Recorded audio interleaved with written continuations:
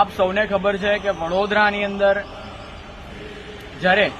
સ્થાનિક સ્વરાજ્યની ચૂંટણી આવી રહી હોય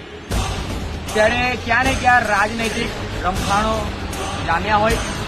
પરંતુ જ્યારે તેમાં વાત કરીએ લોકશાહીની, જો કે આપણે કોઈ પક્ષના વિરોધમાં કે સમર્થનમાં નથી વાત કરી રહી, પરંતુ હું લોકશાહીના સમર્થનમાં વાત કરી રહ્યો છું કે જ્યારે જનતા પોતાનો કિંમતી અને પવિત્ર મત આપી અને પોતાના પ્રતિનિધિને લાવે છે ત્યારે કહેવાય કે સાચો પ્રતિનિધિ આપણે પસંદગી કરી છે. પરંતુ જ્યારે તમે કોઈને દબાણ કે ફોર્સ કરીને જ્યારે તેને એના પાછું ખેંચાઈ લેવામાં આવે છે ફોર્મ, કે હરેક ક્ષેત્રમાં હોય, ત્યારે તમે પોતાના સ્વાભિમાન સાથે અને પોતાના અંતરાત્મા સાથે પૂછજો